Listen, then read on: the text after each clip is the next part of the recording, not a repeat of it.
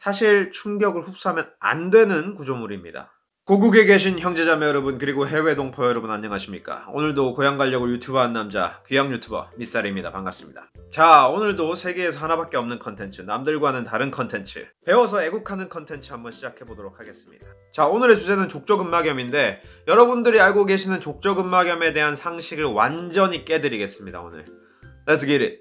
자, 족저근막염은 이게 발이라고 치면 여기 아치가 있고 그 밑에 이렇게 붙어 있죠. 그래서 이렇게 발을 디딜 때 충격을 흡수하는 구조물이라고 알고 계시는데, 사실 충격을 흡수하면 안 되는 구조물입니다. 제가 이렇게 말할 수 있는 이유는 족저근막염이 생기는 원인에 대해서 알아보면은 답이 나옵니다. 족저근막염이 생기는 이유는 여러 가지가 있지만, 뭐 당뇨, 비만 이런 게 있지만, 가장 큰 이유는 족저근막염이 늘어나면서 생기는 겁니다. 그리고 족저근막염이 스트레칭 되는 이유는 세 가지가 있습니다. 첫 번째로는 걸음걸이가 잘못됐을 때, 족저근막염이 이렇게 안쪽에 많이 생깁니다. 이 뒤꿈치 안쪽. 그래서 제가 이 안쪽으로 걷지 말라고 말씀을 드렸죠.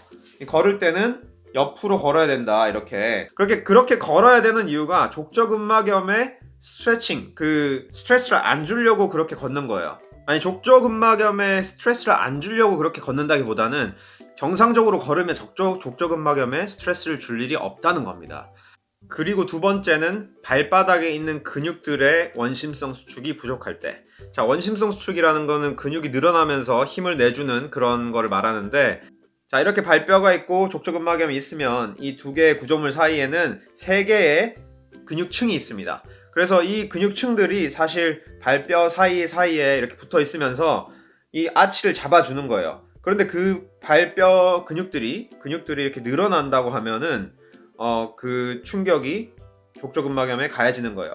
그래서 사실 1차적으로는 근육들이 충격을 받아주는 역할을 해야 되는 거죠. 족저근막염이 아니라. 그래서 그런 근육들을 단련시키는 그런 운동들도 나중에 보여드릴 거고요.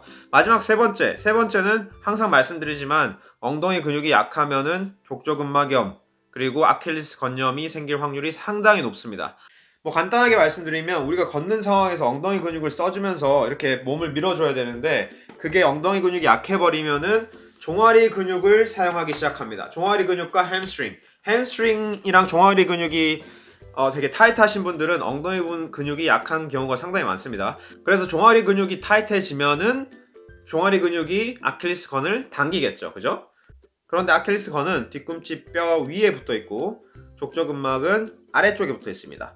그래서 아킬레스건이 종아리 근육 때문에 위로 당겨진다고 하면은, 그 긴장이 높아지면 사실 그 뒤꿈치 뼈를 살짝 뒤로 당길 수가 있죠. 우리 몸의 뼈들은 다 움직일 수 있는 거예요. 다 픽스가 되어 있는 게 아니라 정말 0.00 밀리미터라도 움직일 수 있는 구조물입니다, 다들. 그렇기 때문에 그렇게 당겨지는 장력에 의해서 족저근막염의 텐션이 높아지겠죠. 족저근막염의 텐션이 높아지면 족저근막염 그 부착 부위가 찢어지게 되는 겁니다.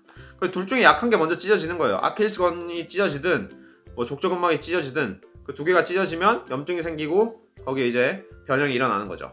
그래서 모든 상황을 종합해 봤을 때는 스트레칭이 족저근막염의 원인이다. 사실 저와 같은 이런 관점을 가지신 분들을 한 번도 보지를 못했어요. 이 호주에서도 그렇고, 제가 뭐 유튜브를 찾아보니까 다들 이제 스트레칭 해라, 마사지 해라 그렇게 하는데, 제가 이렇게 보통 쓰는 그런 스트레칭과 마사지가 효과가 있는 이유에 대해서 한번 설명을 드려보겠습니다. 그러면은 왜 그런 효과들이 일시적인 것인지, 장기적으로는 왜 안 좋을 수가 있는지 아시게 될 겁니다. 자, 간단하게 두 가지만 말씀드릴 텐데, 첫 번째는 이제 이거를 족저근막을 늘리기 위해서 스트레칭과 마사지를 한다고 하시는 분들이 많죠.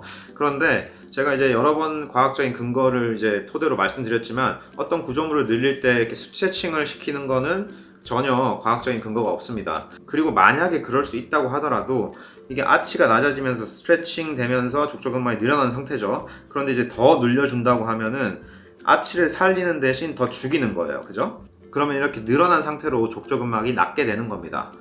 그렇게 영구적인 변형이 생기면은 또 다음에 또 늘어나게 되고, 지금 원래는 이랬는데 살짝 낮아졌어요. 살짝 낮아진 상태로 이렇게 굳었다, 뭐 굳었다기보다는 변형이 된 상태로 나았다, 족저근막이. 그러면은 다음에 걸렸을 때는 또 더 낮아져야 되겠죠. 계속 낮아지다 보면은 자, 그리고 두 번째 효과는 이렇게 마사지와 스트레칭을 했을 때 여기에 미세 손상이 더 발생해서 염증 반응을 더 일으키게 됩니다. 특히 좀 심하게 마사지와 스트레칭을 한다고 하면은 그런 염증 반응이 더 심해지겠죠. 사실 염증은 우리가 나쁘게만 보고 있는데 이거는 그 조직이 낫고 있다는 그런 결과물이에요. 그렇기 때문에 염증을 키운다는 말은 그런 이제 재생 능력을 좀 더 향상시킨다는 말은 될 수가 있어요. 그런데 우리의 재생 능력은 우리 몸이 이미 갖고 있는 만큼만 되는 거예요. 제가 체외 충격파 영상에서 보여드린 것처럼 염증이 발생했을 때는 거기에 이제 그 조직 자체가 그 건강한 부위를 좀 더 증식을 시킨다는 거예요. 본인 스스로 뭐 체외 충격파를 맞거나 주사를 맞거나 그런 거와는 상관없이 우리 몸 스스로 증식을 시키는데 그 증식을 시킬 수 있는 능력 자체가 영원히 지속되지 않는다는 겁니다. 그렇게 계속 반복적으로 염증이 생기고 이렇게 다시 낫고 염증이 생기고 다시 낫고 그런 과정을 하다 보면은 언젠가는 그 능력 자체가 없어지는 거예요. 그러니까 자연 치유 능력, 우리 몸이 가지고 있는 치유 능력이 있는 한 그런 치료되는 효과가 있는 거고 도울 수 있는 거죠. 그런 우리 자연 치유 능력을. 그런데 그 능력이 이제 사라지게 되면은 그런 치유들이 효과가 없는 그런 포인트가 오는 거죠. 퇴행성 변화라고 말씀드려가지고 나이 드신 분들만 그렇게 오는 걸로 알고 계시는데 젊으신 분들도 퇴행성 변화가 빨리 올 수가 있어요. 국소적으로, 부분적으로 족저근막에 뭐 염증이 계속 발생했다가 나왔다가 발생했다가 나왔다가 그렇게 크고 작은 염증 반응이 계속적으로 그 부위에 반복이 되면은 퇴행성 변화가 빨리 오는 겁니다. 젊으신 분들도. 그렇기 때문에 처음부터 원인을 찾아서 없애는 그런 이제 치료를 하셔야지 증상만 보고 증상만 완화시키는 뭐 마사지라든지 스트레칭 뭐 다른 치료들 그런 증상만 완화시키는 치료들에 너무 의존하시면은 안 된다는 게 제 채널의 포인트입니다. 그런데 이거를 이제 많은 의료인분들도 공감하시는데 그 현실적으로 잘 안 되는 건 저도 알고 있습니다. 그런데 이제 제가 하고 싶은 말은 그런 거라는 걸 좀 알아주시고요. 자, 그러면 다음 영상에서 족저근막염 치료의 모든 것에 대해서 알려드리겠습니다. 구독, 좋아요 한 번씩 누르시고 follow me.